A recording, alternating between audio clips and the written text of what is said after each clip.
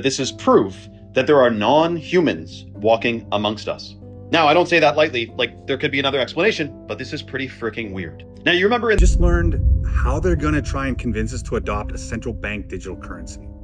At the World Economic Forum, Larry Fink, the CEO of BlackRock, they're the world's largest asset manager, says we need to rapidly move to the digitization of our currency. That, what the absolute am I looking at right now? What the holy? Are you okay? No, dude. Wake up, wake up, wake up, wake up, wake up, wake up out of your sleep, wake up. Welcome to the sacrificed.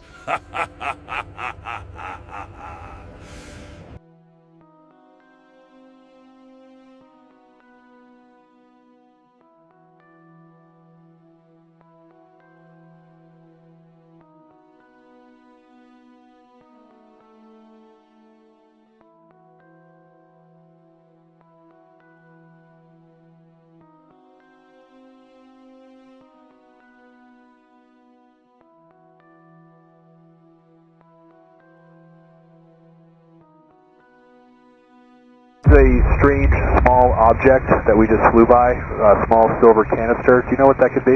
49er Kilo, we've had no reports in that area. What altitude and directions to heading? It appears to be standing still. I'm at 3,500 feet. It was right off our wingtip. Small silver canister. Roger, thanks. Do you think it's a drone or is it like a balloon type?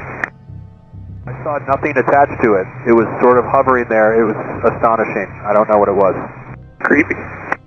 I want to believe. Chronos 402, contact approach on 125.75. 25.75, Chronos 402. Good luck with the aliens. So I haven't made this video since the spring. We got 10 inches of snow and 3 inches of ice, and the pool turned green. But now I'm going to put some metal reducer in the pool and see if that helps.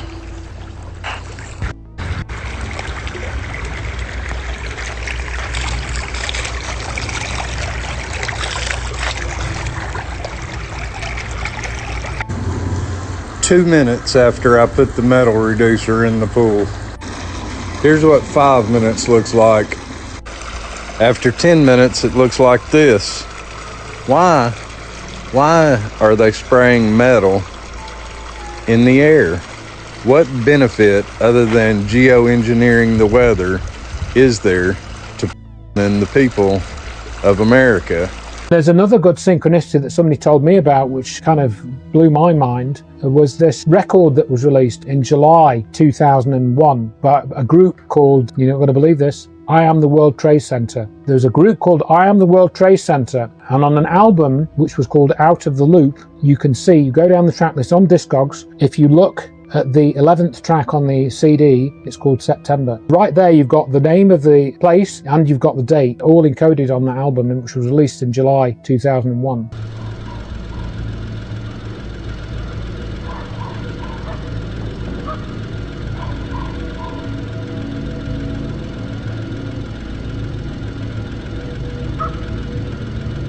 I got a crazy conspiracy for you, TikTok, but keep in mind this is just for entertainment purposes. I don't know what the f I'm talking about. So I'm pretty sure that there is a portal hell behind the H in the Hollywood sign. So I'm going down the Epstein Files rabbit hole, and I keep coming back to the satanic pool. And then I remembered that Dr. Evil's lair was behind the Hollywood sign. And then it clicked to me that in Percy Jackson, that little portal to hell was behind the H in the Hollywood sign. And then I remembered Wizards of Waverly Place. And in the episode called Dancing with the Angels, funny enough, the portal to this little hell world was behind the H in the Hollywood sign. And what's crazy is that in each one of these movies and TV shows, behind the Hollywood sign is somebody evil. Like this guy right here hijacked the moral compass so that he could influence everybody in the world to make bad decisions. Now ain't that just like Hollywood? Don't they sit there and brainwash us through the movies, music, and TV shows to get us to do whatever they want us to? And then in Percy Jackson, they literally went to hell. They literally went to Hades through the portal in the Hollywood sign. And then what's really crazy is when you factor in that some 200 angels were cast out of heaven, and that Los Angeles means the city of angels. If you had a neighborhood where you had, call it unlimited resources, so every house had security guards, and then if that neighborhood had an HOA with, call it private security, and those private security were also sort of around and knew everything, like what world is... Can I just ask you a question about that neighborhood specifically? Do you ever stop and consider that neighborhood might suck? You probably saw this ad during the Super Bowl a couple weekends ago. One post of a dog's photo in the Ring app starts outdoor cameras looking for a match. Search Party from Ring uses AI to help families find lost dogs. Since it aired for a massive audience at the Super Bowl, Ring's Search Party commercial has become a lightning rod for controversy. I mean, you know it's bad when Matt Nelson, who runs We Rate Dogs, is posting things like this. Neither Ring's products nor business model are built around finding lost pets, but rather creating a lucrative mass surveillance network by turning private homes into surveillance outposts, and well-meaning neighbors into informants for ICE and other government agencies. As it happens, Ring's founder Jamie Siminoff was just on Decoder a few months ago, talking about how and why he founded the company, and in detail about why he sees Ring's mission as eliminating crime, not selling cameras or doorbells or floodlights or anything else Ring makes, but getting rid of crime. I've never seen that before. Being observed by who? By who? Gilan? Do I know you? You know Gilan? No, sorry. No? I used to order Hello Pizza off of her. Oh, really? She always delivered, yeah. Oh, sounds Do you know there's another Neuralink competitor in the United States? They started before Elon Musk. They're called Synchron, and it is funded by Jeff Bezos and Bill Gates. This brain chip, you can text with it, use email, shop online, scroll on social media, all hands-free, just through thought alone. Well, it's dangerous. And guess how it's put into you? An injection through your jugular. Ew. They're not cutting your head open. It's an injection. Is there an actual, physical chip? It's like microchips that, go into your bloodstream that, live in your brain. You're able to literally control electric devices just by thought. An injection. Yeah. It's not like, hey, you want to come in and get this brain chip? We have to split your head open. Yeah. It's like, dude, they can sneak this in through anything. For a global pandemic. But by Bill Gates and Amazon. That's such bad news. And I've never heard of this company in my life. This might be a stretch, but you do think of the mark of the beast. It says free or slave, rich or poor. You cannot buy or sell. You have to have this mark in order to do this mark of the beast. And so it'll be in the right hand or the forehead. And I'm just thinking the forehead. Is it referring to it's going to be in your brain? Dude, what world are we living in? Did you know there's a line across America where reality starts to break down? They call it the 37th parallel, and it might just be the strangest stretch of land in the US. Running from Santa Cruz, California all the way to the Chesapeake Bay, this latitude, 37 degrees north, has been dubbed America's Paranormal Highway. Why? Well, it passes through various mysterious military bases, national parks, and clusters of high strangeness, almost like it's a roadmap for the unexplained. Going from east to west, this line runs right through Washington, D.C., and then on over to Appalachia, where we know there's a lot of weird stuff happening. It also cuts through the largest cave network in the world, Mammoth Cave in Kentucky, which there's some weird stuff with caves and things like Missing 411. It also passes through Joplin, Missouri, home of the infamous Hornet Spooklight, and the Ozarks in general, a region haunted with cryptid sightings and bizarre encounters over the years, and it's also home to the New Madrid Fault Line. It also skirts the edge of the Dulce Basin, New Mexico, a super secretive installation that allegedly houses aliens and unspeakable experiments, as well as Taos, New Mexico, home of the Taos Hum. From there, it runs directly through Skinwalker territory in the Four Corners region, and not far from Area 51 itself. Now, what's really interesting about this parallel is the number of major UFO cases and sightings that have happened through history along this line, like the 1941 Cape Girardeau UFO crash that happened in Missouri, or the Roswell crash in 1947, even the Mantell case in 1948, which prompted the launch of Project Blue Book after the captain of the squadron intercepting the UFO that was seen perished trying to pursue it. And even in the 1800s, people were reporting mystery airships well before the Wright brothers ever took flight. And there's also been reported occurrences of missing time, people driving on the highway, seeing strange lights, then snapping back to reality hours and miles from where they were, without explanation. And then there's the livestock mutilations. thousands of cases since the late 1800s, all with the same signature. Major organs, eyes, and other body parts removed with surgical-like precision. The bodies drained of blood and no tracks, like they were almost dropped from the sky. So what is the 37th parallel? Well, some people think that it could be a ley line or some kind of dimensional rift.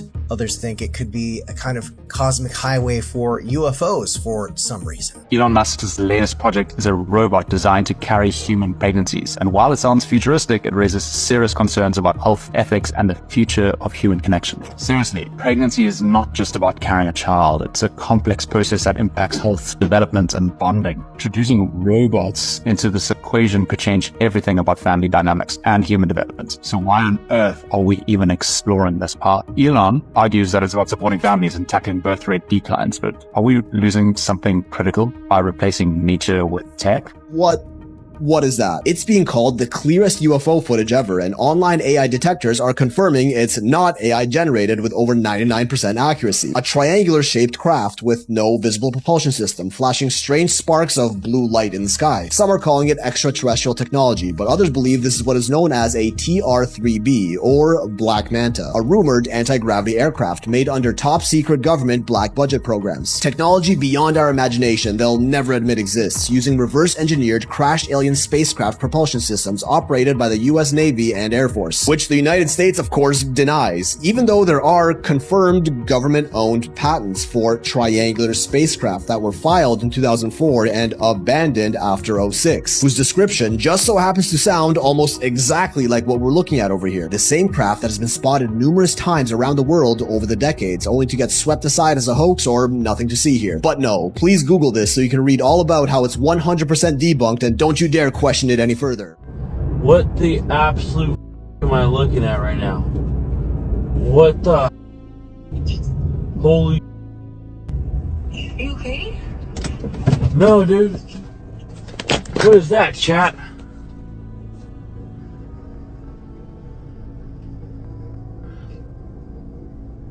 Let me go to your stream. What the? Oh my god, I think it's the end. I think it's the end. I've never seen that in my life. Oh my god. What, bro, what the is that? Oh my gosh. What? I don't know. They're too far apart to be planes. Oh my god. Dude, chat, I think those are aliens. Why are they like that? Like, they would never, no plane would be... Have you heard of the headless men known as Blemmyes? These creatures were first mentioned by Herodotus in the book Histories written in 430 BC. Most of ancient history taught in Western academia is based on this literature. In this book, Herodotus speaks of a land in the western region of Libya. This land was inhabited by huge snakes, dog-headed men, wild men, and then men with their eyes and their mouth in their breast. The Blemmyes are also mentioned in the Indian epic Ramayana. The demon Kamada is depicted as one of these creatures. The Chinese god Qing Shen is described as having no head with his nipples as eyes and his belly button as a mouth. There are even paintings of Alexander the Great encountering these creatures with his army. In one of the stories, he captures 30 of them to show to the rest of the world. These creatures have been mentioned in Africa, Asia, and even South America, and are all described exactly the same.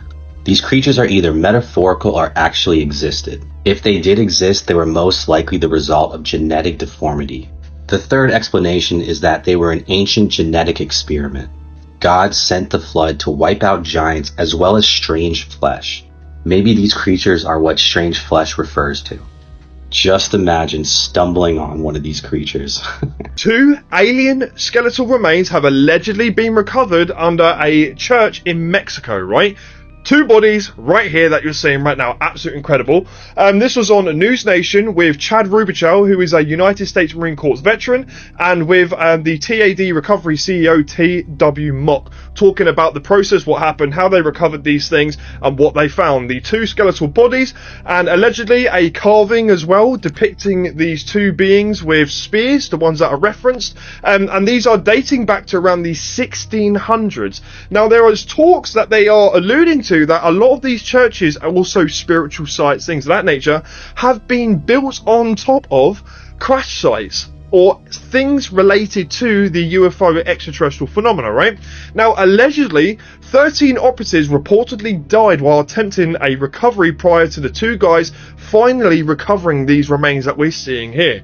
Check this out. It is incredible. Okay, so we've got an image that we've put up here of what appear to be 2 skeletal remains. They're clearly not human. If we believe what you've been told about these remains, they date right back to the 1600s. Correct. Talk me through what we're looking at here. They appear to be non-human. Talk me through what you're looking at. I'll move back to the original carving stone. That was one of the first objects that was identified. And that particular stone had a reference of 2 skeletal looking beings, and one was stabbing the other on this stone. And then that stone was actually date stamped back in the 1632-34 range. Then that leads me to the skeletal remains that were found secondarily. And then you put that, and I go back to this because it was carved in stone. It resembles the artifacts that I found as skeletal remains. And then subsequently, anyway, I was trying to process all of the information as it came together, and subsequently that led me to a place of saying, well, this isn't us, this isn't human. As we know, we're made of elementary particles, and there is nothing else. The only reason we assign some unusual qualities to humans is because the human brain is such a complex machine, and there is a simple, this is not just a theory, what I'm saying. We can test it, and we can test it with AI.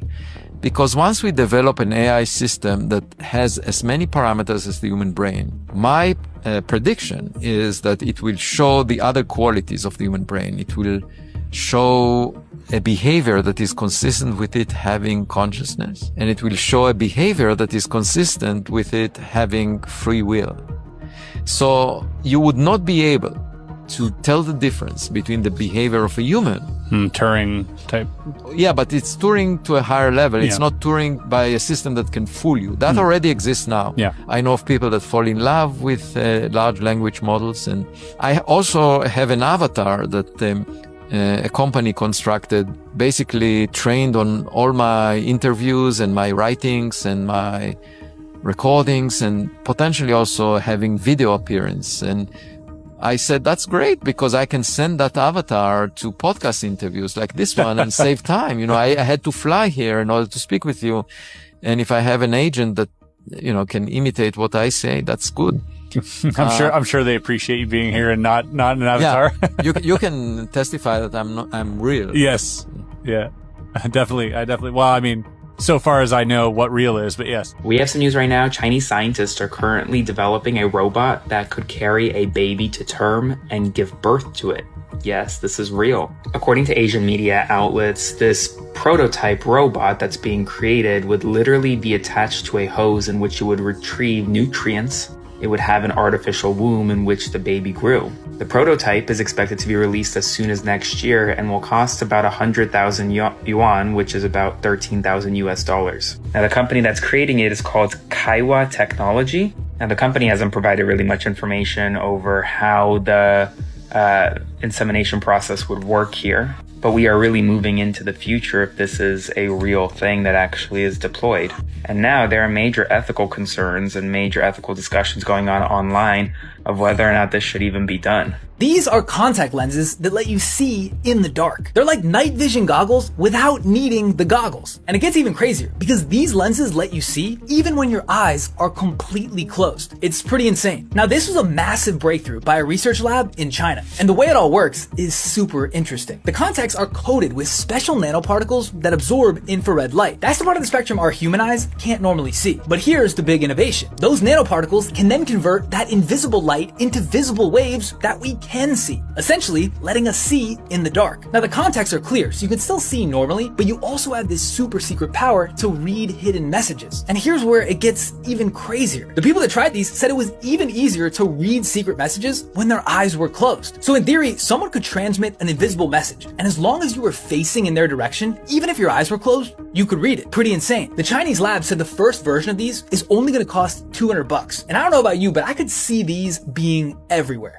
Keir Starmer has faced heavy criticism after it was revealed that the Online Safety Act ID verification system does not apply to the IP addresses in the Houses of Parliament, allowing MPs to log on and view adult and other restricted content without uploading their face or ID. Apparently this is to safeguard MPs from vicious foreign actors who could hack one of the third-party verification systems being used and release all of their private information. In a press statement, Keir Starmer said that the restrictions are not placed on the Houses of Parliament due to it being necessary for their work that MPs be allowed to access sensitive and adult content at a moment's notice, especially if they're really stressed. The Online Safety Act came into effect earlier this year and has since seen large amounts of backlash from the general public, with hundreds of thousands of people signing petitions, protesting in the street and taking vows of celibacy until the laws are repealed. A tech specialist who helped implement the exemption for the Houses of Parliament said that he was told they absolutely need a way for MPs to access adult content without having to show an ID, because over 200 MPs had complained to Labour and Keir Starmer that if they had to do that, they wouldn't support the Online Safety Act bill. Further reports seem to corroborate this story, as the amount of toilet paper that's been ordered to the Palace of Westminster in the last month has increased 400%. If we want to kill the Online Safety Act, this is the way that it's going to happen. It won't be writing polite letters to MPs, it won't be signing petitions, and it definitely won't be getting out there and protesting. The only way to kill the Online Safety Act is to make the UK government lose money, and fast. I can't believe I'm saying this, but I really hope that the big tech companies just pull the plug on Britain. Shut it down. No YouTube, no Facebook, no Wikipedia, no Spotify, no Instagram, no nothing. Just gone. Because the truth at the core of it is that the government doesn't care about your freedom. It doesn't care about your privacy, it barely cares about your safety, it only cares about one thing: making money. If you suddenly cut the UK off from the platforms that it uses to tax, track and profit from, suddenly Westminster would start foaming at the mouth. Billions in advertising gone, e-commerce completely slashed, and creators and businesses with no online reach whatsoever. And suddenly the UK government has a gaping hole in its revenue stream. Money is the only language that they speak. The Online Safety Act isn't just an authoritarian mess, it's a logistical nightmare for every company operating here. It forces them to build or outsource to creepy ID systems just to stay compliant with the law. It's bad for people and it's even worse for business. And the government, they know that. They're just not going to care until the cash starts drying up. If Meta, Google, Apple, Reddit and Spotify all just said, fuck it, this is too much hassle, and pulled out immediately, this law would be dead before Christmas. Because the second the money stops flowing, the safety theatre, that all ends and the crocodile tears will dry up. The fastest way to repeal the Online Safety Act: make it cost them. Bleed the beast. We just learned how they're going to try and convince us to adopt a central bank digital currency. At the World Economic Forum, Larry Fink, the CEO of BlackRock, they're the world's largest asset manager, says we need to rapidly move to the digitization of our currency. Then says the key words here: we could reduce corruption. For that to happen, that means someone will be monitoring our transactions and determining if they can be made or not. That's a central bank digital currency. I'm anti-corruption, and everyone I know is for stopping corruption. So they're going to use that to try and convince us to go to a CBDC. We can fight against corruption without adopting a central bank digital currency. No thank you, BlackRock. We're good. This woman claims that this is proof that there are non-humans walking amongst us.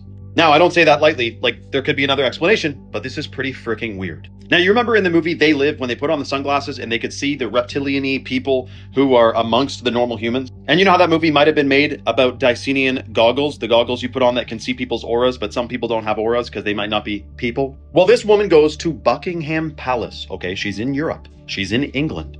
She's using a thermal camera and looking at all kinds of normal people exhibiting a heat signature until she goes in front of Buckingham Palace.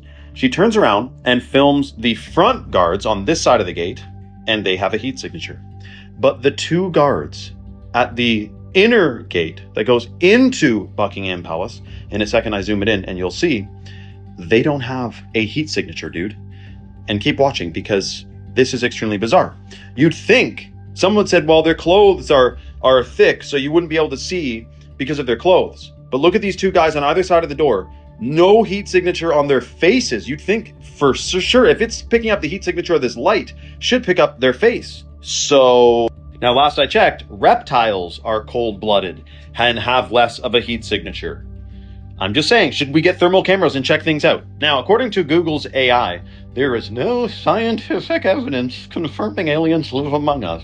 As if you'd be waiting around for the science to be settled on that. Okay, I'm gonna walk y'all through this.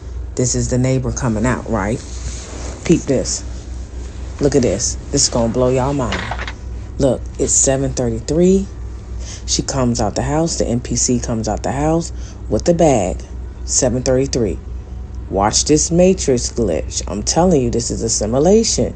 It's 7:33, y'all. Okay, walks somewhere. God knows where. Boom. Now, this is the time. It's clocking the time, y'all. Look what time it is. Look at the time. Come back out the house. How many minutes is that? It's the same loop. The Truman Show. It's the Truman Show. Did y'all just peep that glitch with that NPC?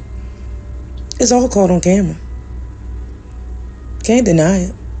Boom, this gonna get crazier. Look, 4 minutes later. Come back out the house with a dog. This is my camera too, so I do own the rights to this footage. But I'm just trying to show y'all this is exactly what they don't want people to see. Let's talk about Catherine O'Hara. It is reported that Catherine O'Hara passed away on January 30th, 2026. Ironically enough, January 30th, 2026 just happened to be exactly 33 years since Catherine O'Hara last played Kevin's mom in Home Alone 2, Lost in New York. Also, oddly enough, Catherine O'Hara just happened to be married for 33 years before passing on January 30th. Another odd occurrence surrounding her passing, Catherine O'Hara played this character in Beetlejuice 2. It just so happens that one of the major plot points in the entire movie just happens to be her character passing on to the other side. Also, just must be another giant coincidence that her character in Beetlejuice 2 was bitten by a snake. Oddly enough, the same exact day that Catherine O'Hara passed away, Trump would name this man, Kevin Warsh, as head of the Federal Reserve. Keep in mind that in Home Alone 2, her son's name is Kevin, and it's Macaulay Culkin. Whole different rabbit hole. Also, does no one find it curious at the very least that just 2 days later the Grammy Awards would take place, and people are saying that this stage looked like a portal, etc.? Does nobody find it odd that on February 1st there just so happened to be a full moon? Coincidentally enough, it reminds me very much of Matthew Perry and how there was an eclipse around the time of his passing, as well as this is the last picture he ever posted on Instagram. Hello?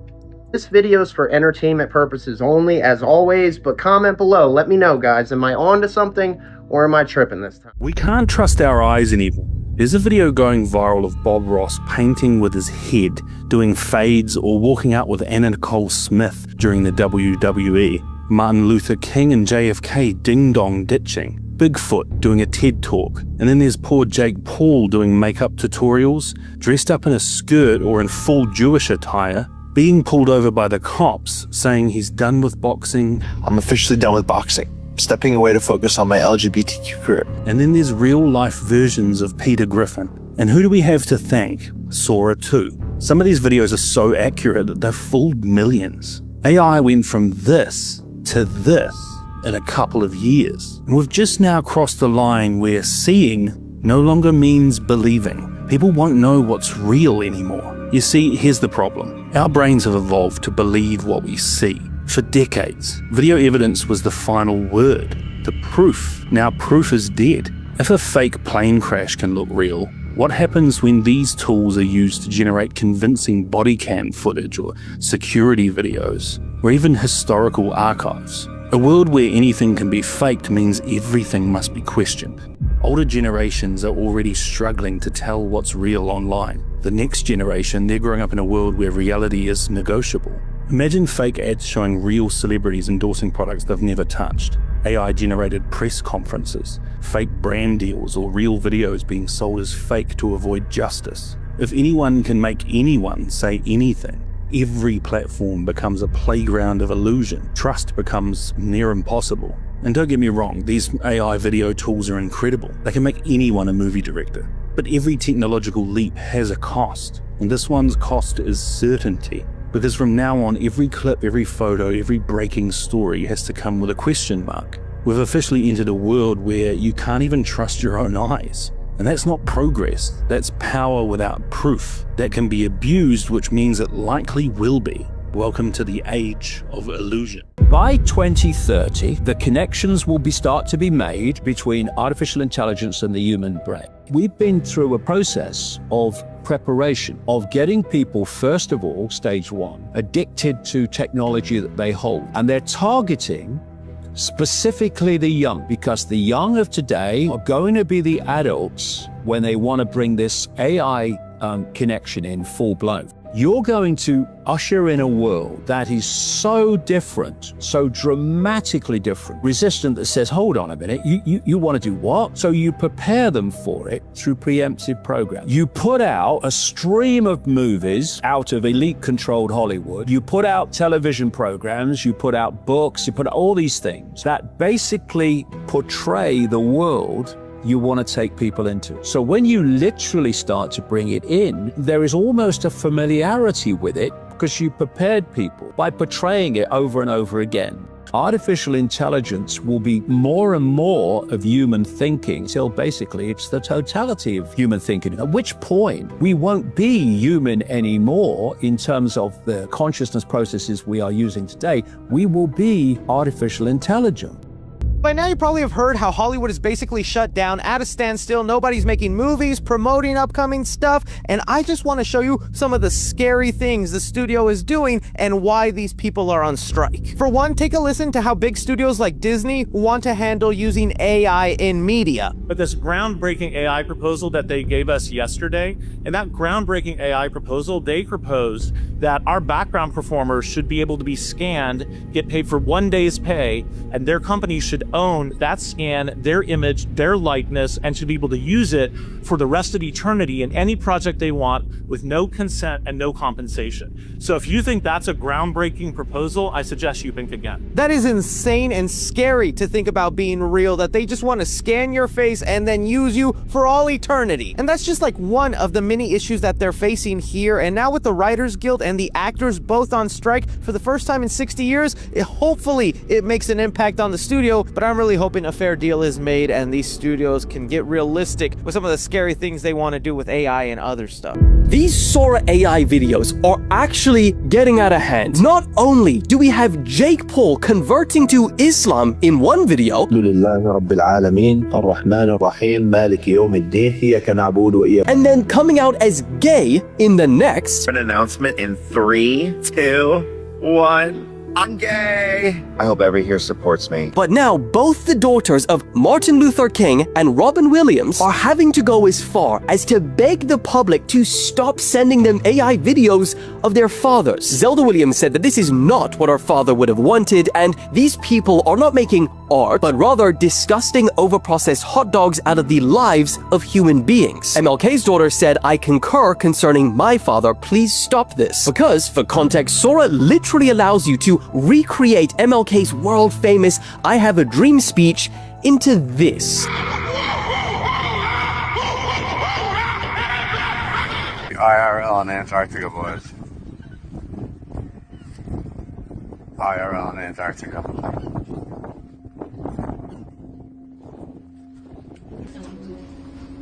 Hello. How's it going? Not that good. So we have a Starlink. Yep. Okay, it's confiscated. We will receive it on the way back. You can't use it on the land? Take it? Can't use it on the land? No. Okay. We checked it in biosecurity yesterday and they didn't have a problem with it going on, but you're the captain, so it's all yours. Okay. You will receive it in the end of the trip, okay? Okay, cool. It's not such devices, they're not anything that is related to the internet connection, cybersecurity is completely forbidden. Really? So no one's allowed to have a star on it? Nope. Not even a single piece of data. Really? On land? That is not secure. No. Is that for like all of it? I'm just asking questions. I'm not arguing with you. For all of Antarctica? Yep. Okay. Yep. For all, it's available for all ships, not only G ship, all the ships around, and especially this one we have cybersecurity. We have courses to follow. Unfortunately, we cannot let you. Right, bring it on land. Yeah. And that's for every ship in Antarctica? Yeah, for everybody. Okay. But our procedures, they are very strict, and such devices, they are not allowed, unfortunately. Yeah, no. That's fine. Thank you for informing me. I apologize if there was any issue. I just didn't, I didn't see any problem with it, like, online when I was researching and stuff, but you're the captain. Okay. Thank you so much. Strange UFO was captured by people on their way home from a concert, and as they were observing this thing, it looks like a person walking in the sky. I'm going to zoom in for you at the point where they kind of focus. Check this out. I can see it clearly with my eyes, but I can't see it on the freaking camera. It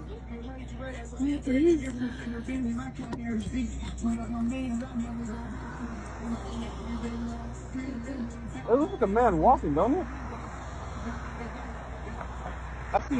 Ooh, what is that? Bro, that looks like somebody walking. It looks like someone walking. It looks like someone walking. Bro, it looks like someone's walking. Whatever this is, it does look like it's walking. There is that fabled UFO which people do report around the world called the Jetpack Man, a strange humanoid looking type figure which hovers around and disappears and zips off at strange speeds. But it looks like it's morphing in real time. Whether this is plasma or something more, I don't know, mate. What do you guys think? Well, let's just dive into the secret society connections to the Nashville World's Fair. Because I think it's more obvious with Nashville than anywhere else.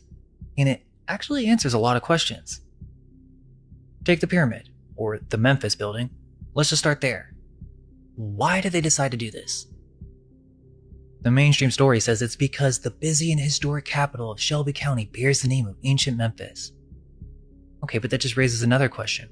Why did they call it Memphis, Tennessee in the first place? Don't you think that's an odd name? You find a city and decide to name it after an ancient Egyptian capital? It doesn't make sense until you connect it to Freemasonry.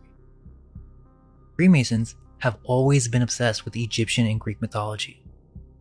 Many of you Nashville locals already know about this. You can see it right in the middle of downtown. It's the Downtown Presbyterian Church. Do you want to tell me why one of the oldest Christian churches in Nashville is built in Egyptian revival style and features a bas-relief of Amun-Ra, the Egyptian sun god, right at the front entrance? There's only one explanation. This was built by Christian Freemasons. William Strickland, the architect, was a Freemason, and also literally built Masonic halls in Philadelphia. There is no denying this Freemason-Egyptian connection. It's called the Rite of Memphis Mizraim. Anyone who's researched Freemasonry knows this. Look at their seal. Notice that temple there? This is what we're actually dealing with. These Masonic rites go back to the early 1700s. But here's something that caught my eye. The Rite of Mizraim, Mizraim is the Hebrew name for Egypt, was established in Venice in the late 18th century. Suddenly, that explains the Rialto Bridge replica. I wasn't sure why they chose to do a copy of that bridge, but now it makes perfect sense. Why did they build this random Venetian bridge? There's a reason. Because this bridge is associated with secret brotherhoods and fraternities going back to the 15th century.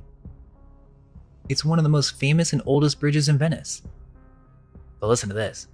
I was looking into the background of the bridge, and I found out about a famous painting called The Miracle of the Relic of the Cross at the Ponte di Rialto. This painting shows a miracle of a madman being healed from a Christian relic.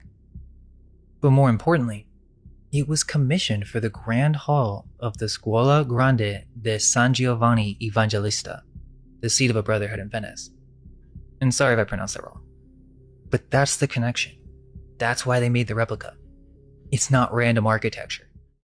Could The Rock actually become the next US president? Well, that's exactly what a lot of people are talking about today, because recently his odds of becoming the Democrats' next presidential nominee have surged on Polymarket above even Michelle Obama and Tim Walz. Now, realistically, his odds are still only sitting at about 2 to 3%, with Gavin Newsom and AOC being by far the top two contenders. But the crazy part is that he's up there without even saying that he's running. He has, although, dropped sneaky little hints. For example, in 2022, a poll came out that 46% of Americans would support his presidential run, and then he revealed that after that poll came out, multiple political parties approached him to see if he would run for US president in 2024. In 2016, he told GQ, "I can't deny the thought of being a governor or president is alluring." And then just a year later, he told Variety that the 2024 presidential campaign was a realistic consideration. Now, he mentioned what stopped him was his kids. He doesn't want them to be dragged into politics. But he still left the door slightly open because he told Trevor Noah in a podcast, if that's ultimately what the people would want, then of course I would consider it. And hypothetically, if he did run in 2028, the current odds said that he'd be up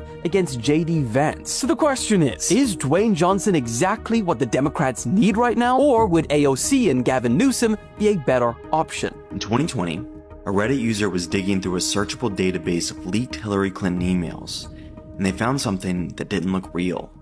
It reads, requesting documents pertaining to the resurrection chamber of Gilgamesh, the location of his body, and the location of the buried Nephilim. As you would expect, conspiracy forums lit up. Why was Hillary Clinton trying to track down the tomb of Gilgamesh? And why was she trying to resurrect him? But the truth was much simpler. The Reddit user had done the search incorrectly, and they had pulled in results that weren't Hillary Clinton's emails. She was never involved, and it wasn't her email. It was just an ordinary citizen requesting strange information through a FOIA request.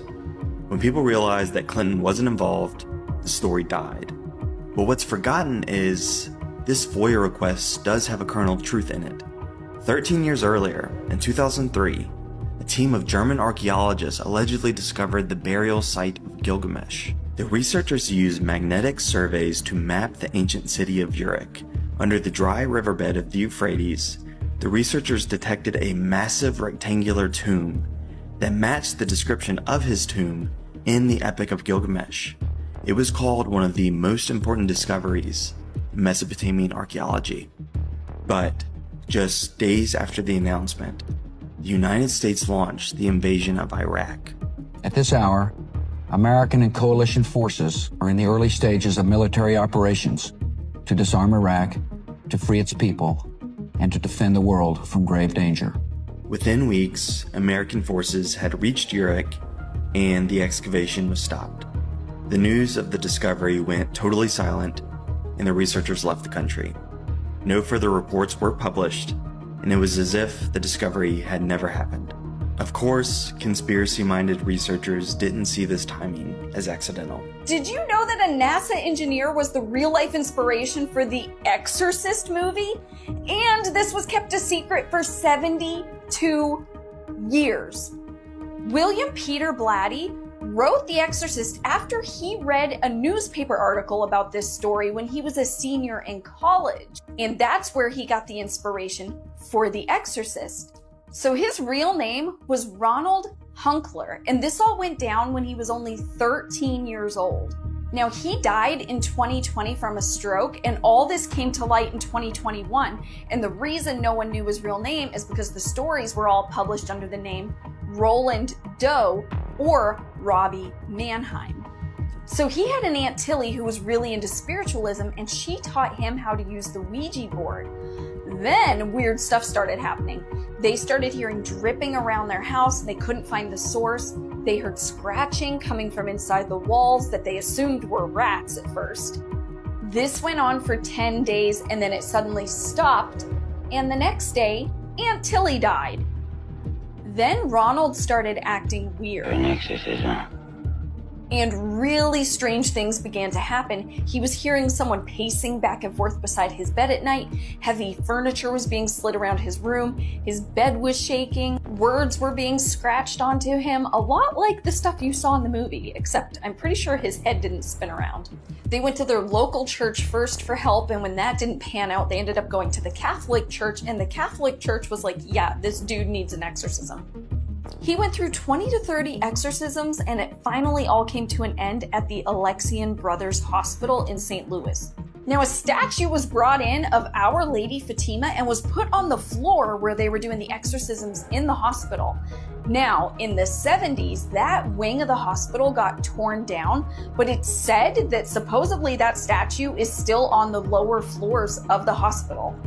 You guys, he worked for NASA for 40 years and apparently was terrified that his work colleagues would learn of his childhood story. Major chaos all over the internet. Her name is Tilly Norwood, but you've probably never heard of her, and that's because she's not real. She was created by an AI production company called Particle 6, and despite looking insanely realistic in these images and videos, Tilly Norwood is 100% AI generated. Now that alone is pretty scary, but it's not just that. The reason everyone is freaking out is because Tilly Norwood is the first AI actress ever to be courted by real Hollywood talent agencies. Simply put, they're trying to sign her. And if she's signed, that means she can start showing up in movies, TV shows, and other placements alongside real actors and actresses. Now, of course, this has caused insane backlash, tons of debate, and outrage all over Hollywood. But what we're really all watching in real time are the walls around the garden of classical creativity come tumbling down. And this is the real reason why Hollywood is acting so strongly to Tilly Norwood. They're not upset, they're scared shitless. Because at the same time as the moats around production are going to zero, so are the ones around on-screen talent and distribution. And this is the first time where it actually seems plausible that someone can make a hit film in their bedroom using an AI actress, and fans might prefer it over the real thing. So here's the honest truth. One day will be the first day where an AI character becomes the most famous personality in the world. And that day might not be today with Tilly Norwood, but it's coming soon.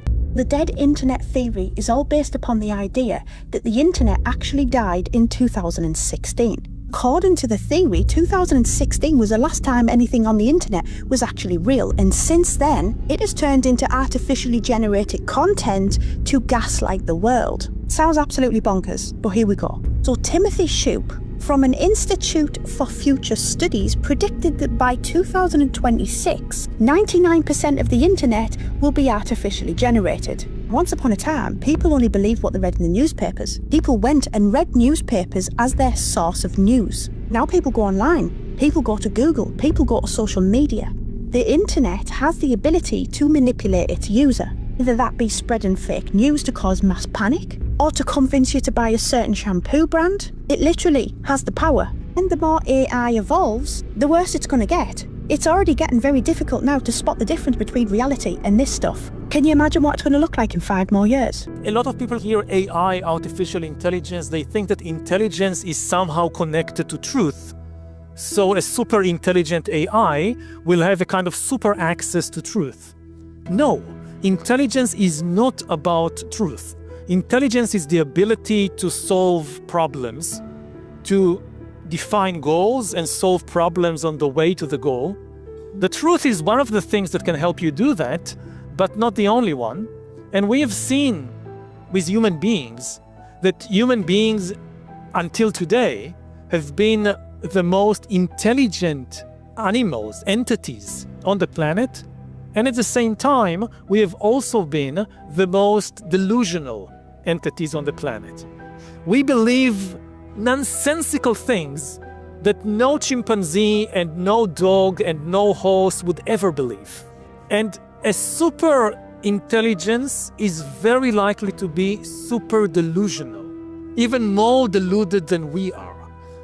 So we would need a very strong ethical basis, a very strong basis of values, more than even before, because the challenges are bigger. AI is learning to escape human control. That's the very scary headline I saw in the Wall Street Journal. It's an essay written by a very worried AI consultant named Judd Rosenblatt, who cites 2 recent studies to argue that AI is, in fact, learning to escape human control. First, this is crazy stuff. Researchers gave OpenAI's O3 model a simple script that would shut off the model when triggered. In 79 of 100 trials, the AI model independently, just on its own, edited the script, so the shutdown command would not work. Nate, it gets worse. Even when ordered, allow yourself to shut down, the AI still disobeyed 7% of the time. And it gets even more frightening than that. Other researchers, listen to this, using Anthropic's AI model Claude 4 Opus, told the model it would be replaced by another AI system. It then fed fictitious emails into the system suggesting one of the engineers was having an affair. Got it? In 84% of the test, the AI model drew on the emails to blackmail the engineer to not shut down the AI. What? Okay, so I'm quoting now from Judd. In other cases, the AI model attempted to copy itself onto external servers. We're in Mission Impossible land here. Wrote self-replicating malware and left messages for future versions of itself about the need to evade human control. The entity. The entity is real. Yes. And that's why so many people, and when I say people, me, are worried about AI. I'm worried. That is scary stuff. Yeah. Told you. Singularity is a concept where the normal rules of reality stop making sense, and everything becomes impossible to understand. In physics, it describes a point inside a black hole where gravity is so strong that nothing can escape, and the laws of physics no longer work the way we know them. In AI, mathematician Vernor Vinge was the first to coin the term technological singularity in his 1993 essay, The Coming Technological Singularity. He described a future in which AI surpasses human intelligence to a degree beyond our comprehension or control. The idea was later popularized by Ray Kurzweil, who predicts that by 2045, AI will reach a point where it is no longer just a tool for humans, but an independent, self-improving intelligence operating on a level far beyond human minds. Singularity represents a stage of AI development where progress will no longer be linear. Instead, AI will begin self-improving exponentially, rewriting its own code and becoming vastly more intelligent in a matter of hours or even minutes. However, this is also not the point where it stops, as AI will keep evolving into more and more powerful form until it reaches the omega point. Omega point is the idea that has been discussed by many philosophers and scientists who believe that if AI continues evolving beyond the singularity, it could become something akin to a universal superintelligence that governs everything. A stage where it becomes so advanced, so all-powerful, that it is indistinguishable from a godlike entity, an omniscient, omnipotent, and omnipresent AI. To understand this limitless intelligence and power, think of characters from movies like The Architect from The Matrix, an intelligence that designed and controls an entire simulated reality. Who are you? I am the Architect. The term omega point was first proposed by the French philosopher who theorized that just like human evolution, intelligence is also evolving, and there will be a time when all the consciousness and intelligence in the universe will merge into one. And this final stage is the omega point. Later, mathematical physicist Frank Tipler expanded on this idea, suggesting that AI, or an advanced post-human intelligence, could reach a point where it essentially becomes God. At the omega point, AI would no longer be a machine, or even something we could interact with. It would be everywhere, embedded in the very fabric of reality. It could digitally resurrect human consciousness by scanning past data. This aligns with Nick Bostrom's simulation hypothesis, which suggests that if AI becomes powerful enough, it might create an entire simulated reality where we could all be living without even knowing it. An ancestor simulation would be a very detailed computer simulation of people like their historical predecessors. A computer simulation so detailed that the simulated people would be conscious. The people simulated in the simulation would actually have experiences like we do. The second possibility is that of all the mature civilizations, they're just not interested in, they have other better things to do, you know, with all their resources. They have powerful computers and all of that, but running simulations of their historical predecessors is just not anything that any of them is doing. People have all of a sudden started paying attention to a little island named Deer Island in New York. people are talking about how they believe this island hosts hunting parties or Hunger Games type events amongst rich people. Some people have even claimed that after researching this island, their device or devices have asked for their location, which according to them has never done that before. Now, please keep in mind that those are just rumors and speculation, and none of those claims have ever been proven to be true. But I did find it very interesting that this same Deer Island is actually owned by a secret society named Skull and Bones. If you happen to look into Deer Island right here on TikTok, you'll go down an entire rabbit hole. But what do you think? Is this island completely normal, or is something else happening here? What if they put the flat earth right on the $1 bill, right in your face, and you never even knew it? I'm here to tell you right now, this is not a coincidence. This is exactly what Admiral Richard E. Byrd described and illustrated what he saw when he went into the center of the earth and did his expedition to Antarctica, which was documented by the government. He was telling people that there was a rainbow city with crystal castles. It is the paradise within the earth, the inner space. Tell you there is context to this, you guys.